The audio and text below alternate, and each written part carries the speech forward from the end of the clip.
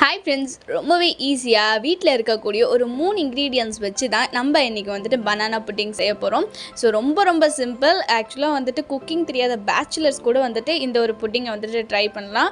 Evening ஸ்நாக்ஸாக வந்துட்டு செஞ்சு கொடுத்தீங்க அப்படின்னா ரொம்பவே நல்லாயிருக்கும். அதுக்கு என்னெல்லாம் பண்ணுறது அப்படின்னு சொல்லிட்டு பார்த்திங்க அப்படின்னா, ஒரு மிக்ஸி ஜார் எடுத்துக்கோங்க. அந்த மிக்ஸி ஜாரில் வந்துட்டு பார்த்திங்க அப்படின்னா நான் 2 எக்கை வந்துட்டு உடச்சி ஊற்றிருக்கேன். ஸோ அது கூட வந்துட்டு பார்த்திங்க அப்படின்னா இந்த 2 பனானா வந்துட்டு நம்ம ஆட் பண்ண போகிறோம். ஸோ இந்த மாதிரி வந்துட்டு பீஸாக வந்துட்டு கட் பண்ணி போட்டுக்கோங்க. உங்களுக்கு வந்துட்டு நீங்கள் மேஷ் பண்ணி போட்டுக்கிறீங்க அப்படின்னாலும் ஓகே. இது கூட வந்துட்டு உங்களுக்கு தேவையான அளவுக்கு வந்துட்டு சர்க்கரை சேர்த்துக்கோங்க.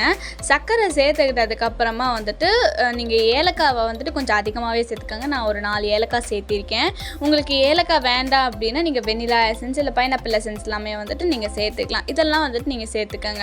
அடுத்ததாக வந்துட்டு பார்த்திங்க அப்படின்னா ஒரு குட்டி கடாய் வச்சு அந்த கடாயில் வந்துட்டு நீங்கள் சர்க்கரை பாகு நல்லா கேரமல் வந்துட்டு நீங்கள் ரெடி பண்ணணும். நல்லா வந்துட்டு அந்த சர்க்கரை பாகு கம்பி பதத்துக்கு வர வரைக்கும் நல்லா வந்துட்டு கிண்டி விட்டு அதை கேரமெல்லாம் வந்துட்டு ரெடி பண்ணிக்கோங்க. அதை வந்துட்டு இந்த மாதிரி ஒரு பவுல் எடுத்து அதை வந்துட்டு ஊற்றி நல்லா அந்த கேரமெல்லாம் ஃபுல்லாக வந்துட்டு அந்த கப்பில் வந்துட்டு உங்களுக்கு எந்த அளவுக்கு வேணுமோ அந்த அளவுக்கு வந்து நல்லா ஸ்ப்ரெட் பண்ணி வச்சுக்கோங்க. ஸ்ப்ரெட் பண்ணி இப்போ வந்துட்டு நம்ம ஆல்ரெடி வந்துட்டு இந்த பனானா எக்லாம் எடுத்து வச்சுருக்கோம்ல, அதை வந்துட்டு நல்லா வந்துட்டு மிக்சியில் போட்டு நல்லா ஃபைன் பேஸ்ட்டாக வந்துட்டு அரைச்சிக்கலாம். அரைச்சி எடுத்து இந்த பேஸ்ட்டை வந்துட்டு பார்த்திங்க அப்படின்னு கூட வந்துட்டு ஆட் பண்ணிக்கலாம். ஆட் பண்ணி நல்லா செட் பண்ணிக்கோங்க. செட் பண்ணதுக்கப்புறமா வந்துட்டு நீங்கள் சில்வர் பேப்பர் இருந்துச்சு அப்படின்னா அதை கூட நீங்கள் ரேப் பண்ணிக்கலாம். இல்லை அப்படின்னா வந்துட்டு நான் இந்த மாதிரி கவரை வந்துட்டு ரேப் பண்ணியிருக்கேன் இல்லையா, அந்த மாதிரி கவரை வந்துட்டு ஃபுல்லாக போட்டு ரேப் பண்ணிக்கோங்க.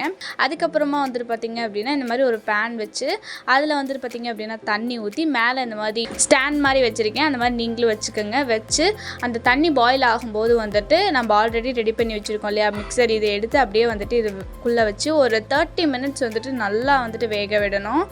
நல்லா வேக விட்டதுக்கப்புறமா வந்துட்டு வெளியில் எடுத்து பார்த்திங்க அப்படின்னா தென் அது கொஞ்ச நேரம் ஒரு 10 மினிட்ஸ் ஒரு 15 மினிட்ஸ் வந்துட்டு கொஞ்சம் அந்த ஹீட்லாம் வந்துட்டு குறைஞ்சதுக்கப்புறமா ஒரு ஸ்பூன் வச்சு உள்ளே வெந்திருக்கா அப்படின்னு சொல்லிட்டு உள்ளே விட்டு பாருங்கள். ஸ்பூனில் ஒட்டாமல் வந்துச்சு அப்படின்னா கண்டிப்பாக உள்ளே வெந்திருக்கும். அதை வந்துட்டு அப்படியே கமுத்தி அதுக்கு மேலே வந்துட்டு நான் மாதுளை பழத்தை வச்சு அப்படியே லைட்டாக வந்துட்டு இந்த மாதிரி டெக்கரேட் பண்ணியிருக்கேன். ஸோ உங்களுக்கு நீங்கள் அப்படியே சாப்பிட்றதா இருந்தாலும் ஓகே. டேஸ்ட் வந்து பார்த்திங்க அப்படின்னா ரொம்ப நல்லாயிருக்கும். கொஞ்சம் கூட அந்த முட்டை ஸ்மெல் வரவே வராது. ஸோ கண்டிப்பாக ட்ரை பண்ணி பாருங்கள். ரொம்ப நல்லாயிருக்கும். நல்லா இருந்துச்சு அப்படின்னா மறக்காமல் வீடியோ கீழே வந்துட்டு கமெண்ட் பண்ணுங்கள். வீடியோ பிடிச்சிருந்தால் லைக் அண்ட் ஷேர் பண்ணுங்கள். சேனலை சப்ஸ்கிரைப் பண்ணால் பார்த்துக்கிட்டீங்க அப்படின்னா மறக்காமல் சப்ஸ்கிரைப் பண்ணிக்கோங்க. அடுத்து ஒரு சூப்பரான வீடியோ நான் உங்களை வந்துட்டு பார்க்குறேன். பாய்.